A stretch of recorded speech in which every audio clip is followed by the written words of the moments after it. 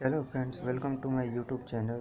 आज हम लोग शुरुआत करने जा रहे हैं एक नई प्लेलिस्ट की, जो है ऑटोमोबाइल इंजीनियरिंग के बारे में। ये स्पेशली जीटीयू के स्टूडेंट्स के लिए बनाई गई है, जो सेमेस्टर 6 में सब्जेक्ट आ रहा है मैकेनिकल इंजीनियरिंग के अंदर। ऑटोमोबाइल इंजीनियरिंग करके सब्जेक्ट कोड है 3161917। इसके अंदर हम लोग आज एक टॉपिक कवर करने वाले हैं, जो है फर्स्ट चैप्टर के बारे में इंट्रोडक्शन। उसके अंदर हम लोग देखेंगे what is automobile and what is how to classify and classification and specification of automobiles. तो चलिए देखते हैं क्या है automobile. What is an automobile? Automobile क्या है? मतलब an automobile is a self propelled vehicle used for the transportation of passengers or goods। Means automobile जो है वो सेल्फ प्रोपेल्ड व्हीकल, मतलब कि वो खुद अपने हाथ से पावर बनाता है। किस लिए? ट्रांसपोर्ट करने के लिए पैसेंजर और गुड्स यानी कि सामान को। Generally an automobile is run with the help of the internal combustion engine powered by petrol, diesel, CNG and electricity. जो ऑटोमोबाइल का इंजन है वो किससे पावर अप होता है? तो कि फ्यूल मीन्स जो petrol, diesel, gas and electricity है, उसका हम उपयोग करते हैं फ्यूल की तरीके से। अब देखते हैं classification of automobile. Automobile can be classified in several ways based on their nature, behaviour, load capacity, design and more. Here I have mentioned below some the most important categorization of automobile. First is based on the purpose of vehicle. Second is based on the load capacity of the vehicle. Third is based on the fuel used by the vehicle. Fourth is based on the number of wheels the vehicle has. Fifth one is based on the suspension system of the vehicle. Sixth is based on the driving end of the vehicle. सातवां based on the engine location. 8 is based on the transmission system of the vehicle and नौवां based on the body system of the vehicle। Friends, इन सब के बारे में हम लोग detail में जानकारी हासिल करेंगे आगे की स्लाइड में। तो देखते हैं। पहला है based on the purpose of the vehicle.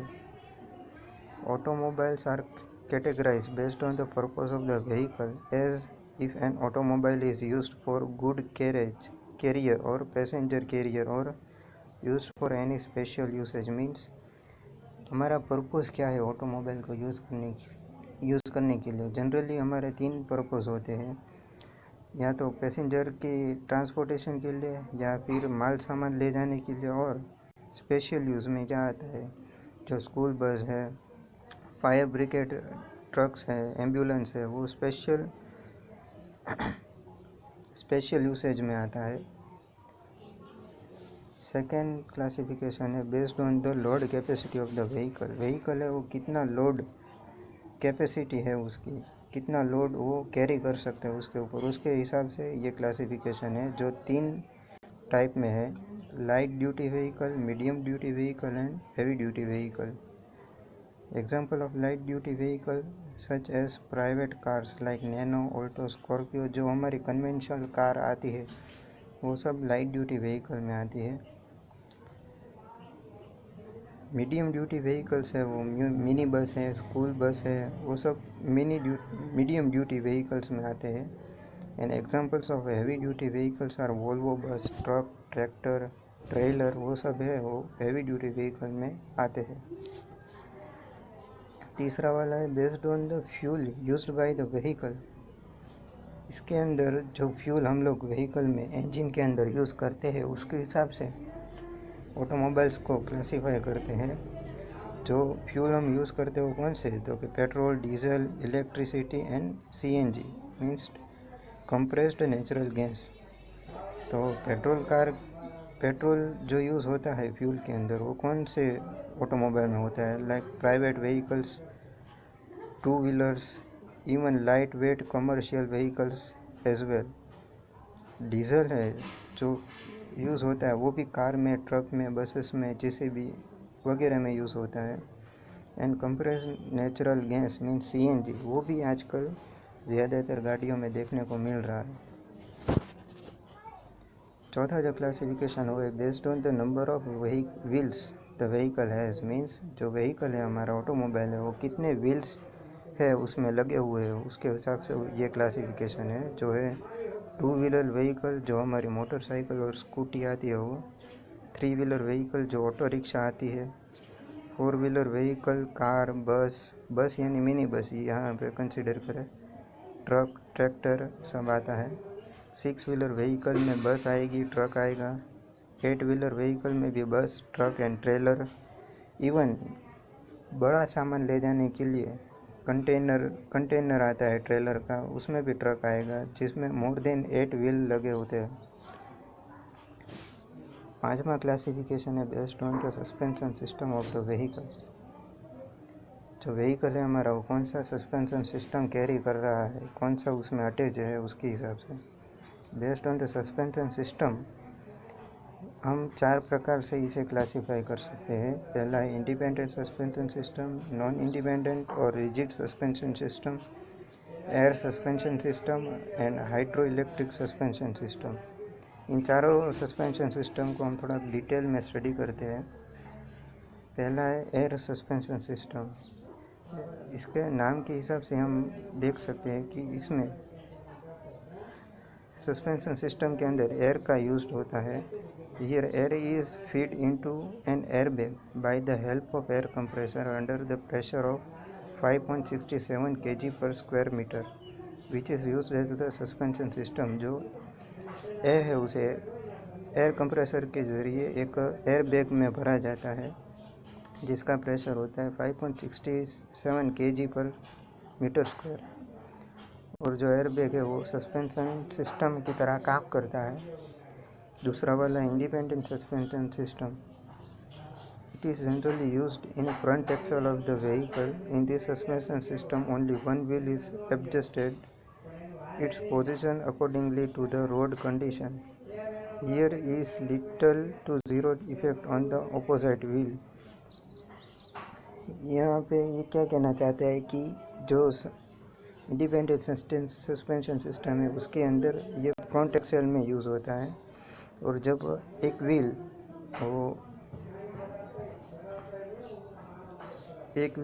जो बम्पर के कांटेक्ट में आता है तब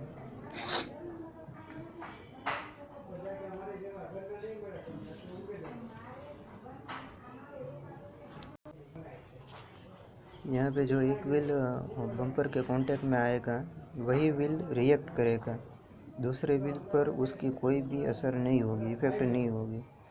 इसके एग्जांपल है मैकफर्सन स्ट्रूट, विस्बॉर्न ETC। जो सस्पेंशन सिस्टम है वो इंडिपेंडेंट सस्पेंशन सिस्टम है, और है नॉन इंडिपेंडेंट और rigid suspension system. Most of ये सस्पेंशन सिस्टम हम लोग को हैवी ड्यूटी व्हीकल्स में देख सकते हैं।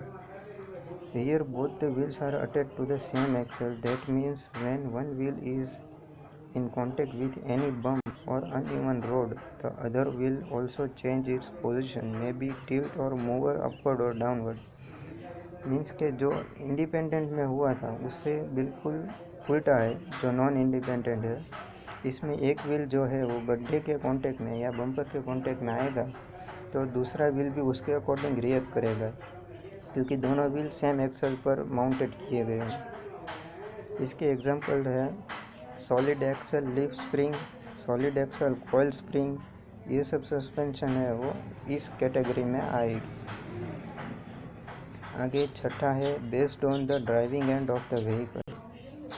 यहाँ पे driving end of the vehicle में क्या कंसिडर करना है, जो रोड के ऊपर 2 लेन आती है उसके अंदर right side and left side में जहाँ पे जो कंट्री के हिसाब से परमिशन होती है वो यहाँ पे दिखाया गया है कि इफ हमारा राइट साइड ड्राइव है तो वो countries like Belgium, Ethiopia, ETC में राइट साइड ड्राइव यूज़ होता है। मीन्स के राइट साइड ड्राइव में जो हमारा स्टीयरिंग व्हील होगा वो लेफ़्ट साइड होगा कार के अंदर, और लेफ़्ट साइड से सामने वाली लेन में से व्हीकल्स आ रहे होंगे। और जो लेफ़्ट साइड ड्राइव है मीन्स कि जो रोड के ऊपर 2 लेन होती है उसमें लेफ़्ट साइड ड्राइविंग होता है, और लेफ़्ट साइड ड्राइव में स्टीयरिंग व्हील राइट साइड होता है कार के अंदर, जो परमिशन होता है इंडिया, बांग्लादेश, ऑस्ट्रेलिया ऐसी कंट्रियों में। सातवां है based on the engine location. If we consider engine then automobile can be categorized as front wheel, front engine, rear wheel, rear engine front wheel, rear engine rear wheel drive, front engine all wheel drive और rear engine all wheel drive. ये क्या कहना चाहता है कि अगर engine front में है और पावर जो इंजन के ज़रिए निकल रहा है वो भी फ्रंट व्हील को दिया जाए तो ये front engine front wheel drive होता है। उसी तरह से इंजन फ्रंट में है और पावर जो निकल रहा है वो रियर व्हील को दिया जा रहा है तो front engine rear wheel drive है। इसी तरह से ये सब कैटेगराइज होते हैं।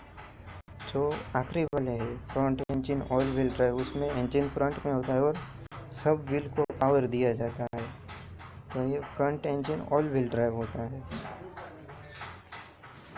आठवां है based on the transmission system of the vehicle. जो ट्रांसमिशन सिस्टम हमारा लगा होता है, जो है जिनमें से पावर निकलता है और हमारे व्हीकल के व्हील्स तक पहुंचाना है, उसके बीच जो ट्रांसमिशन सिस्टम लगा होता है उसके हिसाब से ये कैटेगराइज है, जो कि 4 तरीके से होता है: manual transmission, automatic transmission, semi automatic and dual clutch transmission and continuously variable transmission. इन चारों को हम लोग डिटेल में देखते हैं। जो मैनुअल ट्रांसमिशन सिस्टम है वो हमारी कन्वेंशनल कार में देख सकते हैं। It is also called as conventional transmission system where we use friction clutch which is attached to the driving shaft. When the driver needs to change the gear, he needs to press the clutch by his or her foot, then use his or her right or left hand and shift the gear manually. Manual transmission system के अंदर driver को अपने हाथ से manually clutch करके gear change करना होता है।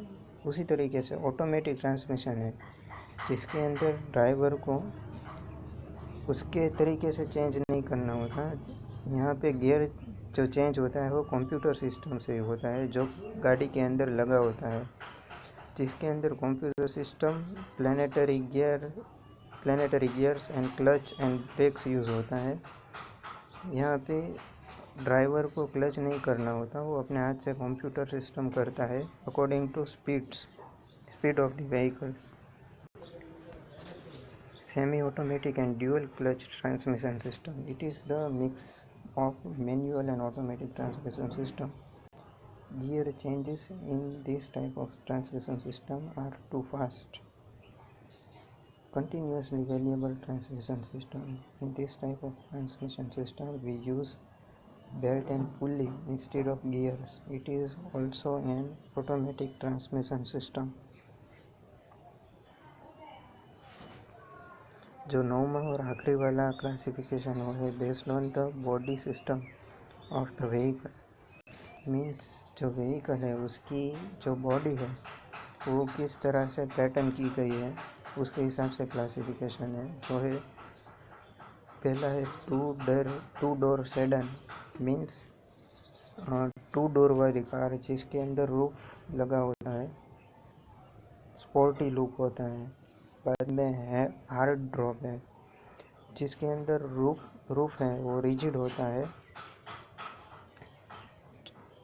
तीजा है 4 डोर सेडान, इसके अंदर 4 दरवाजे आते हैं एंड वो कन्वेंशनल कार की तरह डिज़ाइन होता है। और station wagon, here the roof of the vehicle is extend and rearward. Means जो रूफ है व्हीकल का वो एक्सटेंड किया जाता है पीछे की ओर और ज़्यादा पैसेंजर्स अंदर बैठ सकते हैं। कन्वर्टिबल के अंदर हम लोग को रूफ देखने को भी मिलेगा और नहीं भी। कई कार में रूफ होता है और नहीं होता, वो कन्वर्टिबल के अंदर आता है। एंड आखिरी वाला है वान जो है वो जनरली गुड को ट्रांसपोर्ट करने के लिए यूज़ किया जाता है। ये जो इमेज है इसके अंदर हम देख सकते हैं जो 2 डोर सेडान है, 2 दरवाजे और स्पोर्टी लुक है। स्टेशन वैगन है, उसका रूफ रियर वर्ड की तरफ एक्सटेंड किया गया है। 4 डोर सेडान है और कन्वेंशनल कार दिख रही है। ट्रक्स है जो गुड्स को ट्रांसपोर्ट करने के लिए यूज़ होता है। नीचे वान है, वो भी गुड्स और पैसेंजर दोनों का ट्रांसपोर्ट करने के लिए यूज़ हो सकता है। कन्वर्टिबल कार है, उसके अंदर रूफ नहीं है और इसके अंदर रूफ आ भी सकता है। वो दोनों प्रकार से देखने को मिलती है। एंड आखिरी वाली हार्ड ड्रॉप, इसके अंदर 2 डोर है और उसका रूफ भी रिजिड होता है।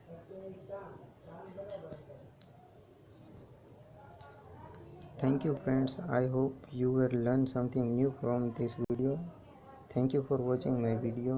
Please don't forget to like and subscribe my channel, ताकि आप प्लीज़ ज़रूर सब्सक्राइब करना क्योंकि आपको आने वाले वीडियो के नोटिफिकेशन मिल सके।